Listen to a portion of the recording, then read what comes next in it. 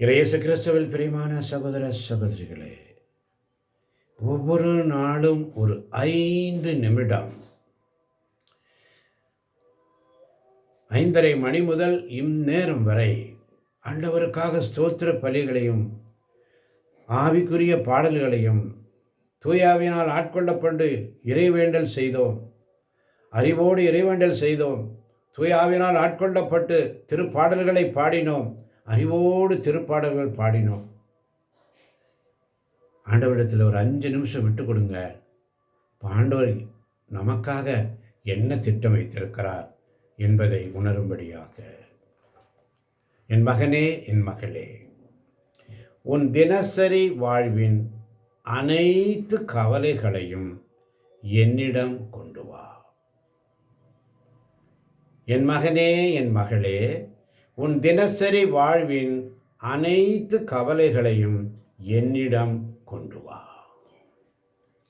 நிறைய அருள் வரங்களை நீ பெறும்படி உன்னை தயாரிக்கும் என் மகன் இயேசுவிடம் நீ இன்னும் அதிகம் நெருங்கி வர என் இதயம் உனக்கு உதவுகிறது. சோர்ந்திருக்கும் என் தேவ பிள்ளைகள் அனைவருக்காகவும் செபி. குறிக்காக சோர்ந்து போயிருக்கின்ற நோயாளிகள், அவஸ்தைப்படுகிறவர்கள், மருத்துவமனையில் இருக்கிறவர்கள், அவர்கள் அனைவருக்காகவும் செபி. நான் உன்னை ஆசீர்வதிக்கிறேன். என் குழந்தாய், உன்னிடம் இவ்வளவு நேரம் கழித்து பேசுவது பற்றி நீ ஆச்சரியப்படுகிறாய். கடந்த 1.5 மணி நேரமாக நீ என்னோடு பேசிக்கொண்டிருந்தாய். கடந்த 1.5 மணி நேரமாக நீ என்னோடு உறவாடி கொண்டிருந்தாய். உன் விண்ணப்பங்களை எல்லாம் கொட்டி கொண்டிருந்தாய். இவ்வளவு நேரம் கழித்து நீ ஆச்சரியப்படுகிறாய். நான் உன்னிடம் இவ்வளவு நேரம் கழித்து பேசுகிறேன் என்று நீ ஆச்சரியப்படுகிறாய். என்ன? உனது தினசரி வாழ்வின் அனைத்து கவலைகளையும் என்னிடம் கொண்டு வா. உன் தினசரி வாழ்வின் அனைத்து கவலைகளையும் என்னிடம் கொண்டு வா. நீ உறங்க போகும் முன் என் அன்பான மகனின் பராமரிப்புக்காகவும் உனக்கு ஆறுதல் வழங்க அவர் என்னை அனுப்புவதற்காகவும் அவருக்கு நன்றி செலுத்து என்று ஆவியானவர் சொல்லுகிறார். ஜெபி. நான் உன்னிடம் அதிகம் கேட்பவராக இருக்கிறேன் அல்லவா? உன்னிடம் நான் அதிகம் கேட்பவராக இருக்கிறேன் அல்லவா? என்னை விட அதிகமாக உனக்கு ஏதும் தேவையா? என்னை விட அதிகமாக உனக்கு ஏதும் தேவையா? எனது புனித மேலாடையின் கீழ் உன்னை நான் கவனத்துடன் மறைத்துக் கொள்ளவில்லையா? எனது புனித மேலாடையின் கீழ் உன்னை நான் கவனத்துடன் மறைத்துக் கொள்ளவில்லையா? எனக்கு மிக அருகில் என் பக்கத்தில் இருப்பதால் அது உனக்கு மற்றெல்லா இடங்களையும் விட இனிமையான இடமாக இல்லையா? எனது புனித மேலாடையின் கீழ் உன்னை நான் கவனத்துடன் மறைத்துக் கொள்ளவில்லையா? எனக்கு மிக அருகில் என் பக்கத்தில் இருப்பதால் அது உனக்கு மற்றெல்லா இடங்களை விட இனிமையான இடமாக இல்லையா? நான் உன்னை ஆசீர்வதிக்கிறேன். நான் உன்னை ஆசீர்வதிக்கிறேன். நான் உன்னை ஆசீர்வதிக்கிறேன். சமாதானம், சமாதானம், சமாதானம். என் அன்பு குழந்தாய், நீ என் செய்திகளை அறிந்து கொள்வது போலவும் என் அருகாமையை நீ அறிந்து கொண்டது போலவும் நீ என் அன்பு குழந்தாய், நீ என் செய்திகளை அறிந்து கொள்வது போலவும் என் அருகாமையை நீ அறிந்து கொண்டது போலவும் மற்றவர்களுக்கு எடுத்து கூறு. மற்றவர்களுக்கு எடுத்து சொல்லு. நன்றியுள்ள பிள்ளையாக உன் தினசரி வாழ்வின் அனைத்து கவலைகளையும் மற்றவருடைய கவலைகளையும் என்னிடம் பரிந்து பேசுவதற்காய் என்னிடம் கொண்டு வா. தேவையான ஆத்துமாக்களை என்னிடம் கொண்டு வா. சுமை சுமந்து சோர்ந்திருப்போரே, அவர்களை என்னிடத்தில் கொண்டு வா. நான் அவர்களுக்கு ஆறுதல் அளிப்பேன். ஆறுதல் அளிக்கப் போவதற்காய் நன்றி. என் அருள் வரங்களை நீ பெறும்படி உன்னை தயாரிக்கிறார். எனக்கு துன்பம் விளைந்தது என் நன்மைக்காகவே. ஆண்டவருடைய அருள் போதும். உன் வலுவின்மையில் என் வல்லமை வெளிப்படும்.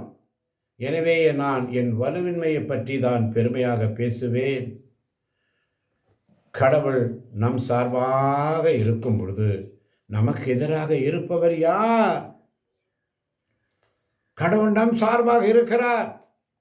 இறைமகன் இயேசு நமக்காக இருக்கிறார். தன் சொந்த மகன் என்று பாராது அவரை நம் அனைவருக்காகவும் ஒப்புவித்த கடவுள் தன் மகனோடு அனைத்தையும் நமக்கு அருளாதிருப்பாரோ? ரோமேயர் 8:32 சொல்லுகிறது. தம் சொந்த மகன் என்று பாராது அவரை நம்பும் நாம் அனைவருக்காகவும் ஒப்புவித்த கடவுள் தம் மகனோடு அனைத்தையும் நமக்கு அருளாதிருப்பாரா? கடவுள் தேர்ந்து கொண்டவர்களுக்கு எதிராக யார் குற்றம் சாட்ட இயலும்? அவர்கள் குற்றமற்றவர்கள் என காட்டுபவர் கடவுளே. அவர்களுக்கு யார் தண்டனை தீர்ப்பளிக்க இயலும்? அவர்களுக்கு யார் தண்டனை தீர்ப்பளிக்க இயலும்? இறந்து ஏன் உயிருடன் எழுப்பப்பட்டு கடவுளின் வலப்பக்கத்தில் இருக்கும் இயேசு கிறிஸ்து நமக்காக பரிந்து பேசுகிறார் என்றோ? கிறிஸ்துவின் அன்பில் இருந்து நம்மை பிரிக்கக்கூடியது எது? வேதனையா, நெருக்கடியா, இன்னலா, பட்டினியா, ஆடையின்மையா, இடரா, சாவா? இதுதான் நம்மை பிரிக்க முடியும். கடவுள் நம் சார்பாக இருக்கும் பொழுது, கடவுள் நம் சார்பில் இருக்கும் பொழுது நமக்கு எதிராக இருப்பவர் ஒருவரும் இல்லை. நாம் கடவுளுடைய பிள்ளைகள். கடவுளுடைய பிள்ளைகளாய் உரிமை பேர் உடையவர்களாய் இருக்கிறோம். கடவுளிடமிருந்து உரிமை பேறு பெறுபவர்கள், கிறிஸ்துவின் பங்காளிகள். அவருடைய துன்பங்களில் நாம் பங்கு பெற வேண்டும். அப்போதுதான் அவரோடு மாட்சியிலும் பங்கு பெறுவோம் என்ற சிந்தனையோடு